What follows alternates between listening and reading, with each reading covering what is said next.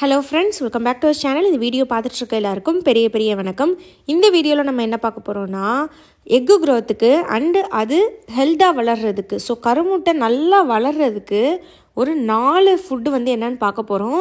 இது ஈஸியாக ரெகுலராக எடுக்கக்கூடியது தான். நான் நம்ம சேனலில் சொல்கிற எல்லாமே பார்த்திங்கன்னா ஓரளவு நம்ம எல்லாருமே அதை வாங்கி நம்ம ரெகுலராக நம்ம வீட்டில் வச்சு யூஸ் பண்ணக்கூடிய பொருட்கள் தான் சொல்லிகிட்டு இருக்கேன். அதே மாதிரி தி பெஸ்ட்டு 4 உணவுகள் என்ன, 4 பொருள் என்ன அப்படின்றத இந்த வீடியோவில் நம்ம பார்க்க போகிறோம்.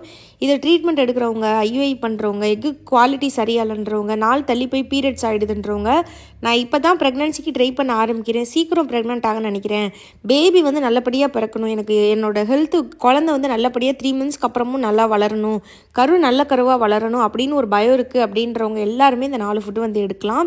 நம்பர் 1 என்ன அப்படின்னு பார்த்தீங்கன்னா, எக்கு, முட்டை. இது நிறைய பேருக்கு நம்ம முட்டையை ஒரு கொலஸ்ட்ராலு அன்ஹெல்தின்னு நினச்சி அண்டர் எஸ்டிமேட் பண்ணுறோம். முட்டை ஒரு அருமையான விட்டமின் டி சோர்ஸ், ரொம்ப சத்து இருக்கக்கூடியது முட்டை. சத்துன்னு தெரியும், பட் நம்ம ரெகுலராக எடுக்கிறோமான்னு கேட்டிங்கன்னா கிடையாது. கொலஸ்ட்ரால் இருக்குது, ஃபேட்டு, வெயிட் லாஸ்க்குன்றதுனால நிறைய பேர் முட்டை அவ்வளோவா ரெகுலராக எடுக்கிறது இல்லை. விட்டமின் டி எதுக்கு நல்லது அப்படின்னா, இப்போ என் சேனலை பார்க்குறீங்கன்னா உங்களுக்கு தெரிஞ்சிருக்கும், விட்டமின் டி தான் பார்த்திங்கன்னா ரொம்ப முக்கியம் புது எக்கை வளர வைக்கிறதுக்கு. இப்போ ஏஎம்ஹெச் லெவல் லோவாக இருக்குன்னு சொல்கிறாங்களே, அந்த மாதிரி இருக்கவங்களுக்கு, எக்கு கவுண்ட் கம்மியாக இருக்கவங்களுக்கு டாக்டர் விட்டமின் டி டேப்லெட் தான் கொடுப்பாங்க.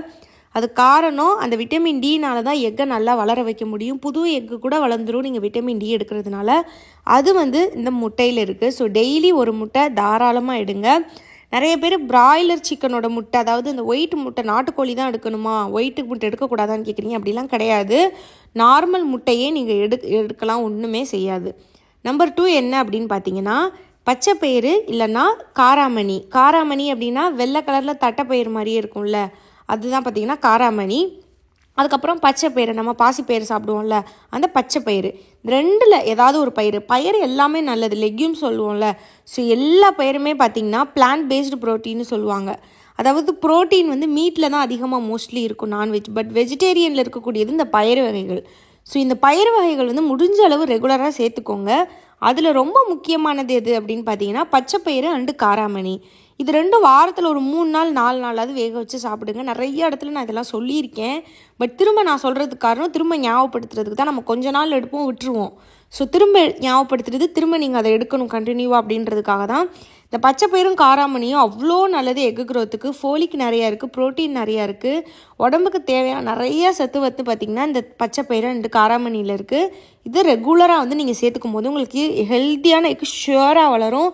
நிறைய பேர் ஃபாலிகுலர் ஸ்டடியில் கூட எக்கு க்ரோத் ஆகாதவங்க, நான் இந்த காராமணி சாப்பிட்டு எனக்கு எக்கு க்ரோத் ஆச்சுன்னு சொன்னவங்கலாம் இருக்காங்க. அவ்வளோ இது நிறைய பேருக்கு ஒர்க் ஆகிருக்கு.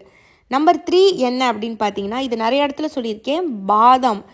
இது நிறைய சத்துங்க. இந்த பாதாமில் ஜிங்க்கு, அதுக்கப்புறம் பார்த்திங்கன்னா குட் ஃபேட்டு, அதுக்கப்புறம் விட்டமின்ஸ், இந்த மாதிரி நிறைய உடம்புக்கு தேவையான சத்து, எக்கு க்ரோத்துக்கு தேவையான சத்து நிறைய இந்த பாதாமில் இருக்குது.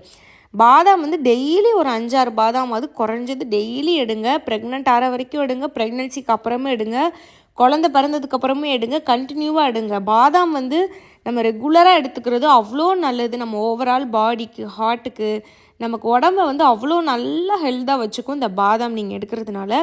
இதுவும் எக்கு க்ரோத்துக்கு கண்டிப்பாக ஹெல்ப் பண்ணும். ஆஃப்டர் ஓவலேஷனும் இதெல்லாம் நீங்கள் எடுங்க. கண்டிப்பாக உங்களோட எண்டோமெட்ரியம் க்ரோத் ஆகிறதுக்கு எல்லாத்துக்குமே பாதாம் ஹெல்ப் பண்ணும். ஷியராக சொல்கிறேன், பாதாம் ஒரு ஃபர்டிலிட்டி பூஸ்டர்.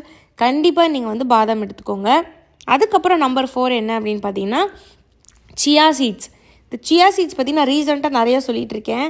அது காரணம், அது நிறைய பெனிஃபிட் இருக்குது. ஒமேகா 3 ஃபேட்டி ஆசிட்னு ஒரு முக்கியமான சத்து, ரொம்ப ஒரு முக்கியமான ஒரு உடம்புக்கு தேவையான ஒரு நியூட்ரிஷன் பார்த்திங்கன்னா இந்த சியா சீட்ஸில் இருக்குது. இந்த சியா சீட்ஸ் பார்த்திங்கன்னா அமேசிங் பெனிஃபிட். பிசிஓடி இருக்கவங்களுக்கும் ஆகட்டும், எக்கு க்ரோத்தில் ப்ராப்ளம் இருக்குது, ஹெல்த்தியான எக் இல்லை, இவங்க எல்லாத்துக்குமே இந்த சியா சீட்ஸ் ரொம்ப பெனிஃபிட்.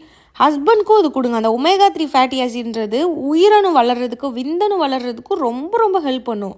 நீங்கள் டேப்லெட் எடுக்கிறீங்க, இந்த மாதிரி நான் சொன்ன இந்த 4 ஃபுட்டு இருக்குல்ல, இதெல்லாம் நீங்கள் எடுத்திங்கன்னா நீங்கள் விட்டமின் ஃபோலிக் ஆசிட் கூட உங்களுக்கு தேவையில்லை. ஆனால் நீங்கள் என்ன பண்ணணும்னா, இதை ரெகுலராக எடுக்கணும், டெய்லி எடுக்கணும். இப்போ சியா சீட்ஸ் டெய்லி எடுங்க, முட்டை டெய்லி எடுங்க, தட்டைப்பயிரும் பச்சைப்பயிரும் மாறி மாறி எடுங்க. ஸோ அதுக்கப்புறம் நான் என்ன சொன்னேன், பாதாம் அதுவும் நீங்கள் டெய்லி எடுக்கலாம். இதெல்லாம் நீங்கள் தினமும் நீங்கள் உங்கள் ஃபுட்டில் வந்து ரொட்டீனாக நீங்கள் சேர்க்கும்போது நீங்கள் மாத்திரை எடுக்காமே உங்களுக்கு எக்கு க்ரோத் ஹெல்த்தியாக வளர்ந்து நீங்கள் ப்ரெக்னென்ட் ஆவீங்க. அவ்வளோ சத்து இருக்குது. இந்த சியா சீட்ஸில் மிஸ் பண்ணாமல் எடுங்க. சியா சீட்ஸ் 1/2 ஸ்பூன் காலையில் தண்ணியில் ஊற வச்சுட்டிங்கன்னா அது ஒரு 30 to 1 ஹவரில் வந்து பார்த்திங்கன்னா நல்லா உப்பி வந்துடும். அதுக்கப்புறம் நீங்கள் அதை குடிச்சிக்கலாம். வெயிட் லாஸில் இருக்கவங்க கொஞ்சமாக லெமன் புழிஞ்சிக்கலாம். பட் அதெல்லாம் தேவையில்லை. இதுவே உங்களுக்கு வந்து பார்த்திங்கன்னா எக்கு க்ரோத் அண்ட் வெயிட் லாஸ்க்கு ஹெல்ப் பண்ணும். அதே மாதிரி இந்த சியா சீட்ஸ் எடுக்கும்போது நல்லா கொஞ்சம் நேரத்துக்கு பசி தாங்கும் நல்லா. ஸோ இந்த டயட் இருக்கவங்கலாம் இந்த சியா சீட்ஸை இன்க்ளூட் பண்ணிக்கோங்க. இதுக்காக தான் இந்த வீடியோ. ரொம்பவே ஹெல்ப்ஃபுல்லான 4 ஃபுட்டு நான் சொல்லியிருக்கேன்.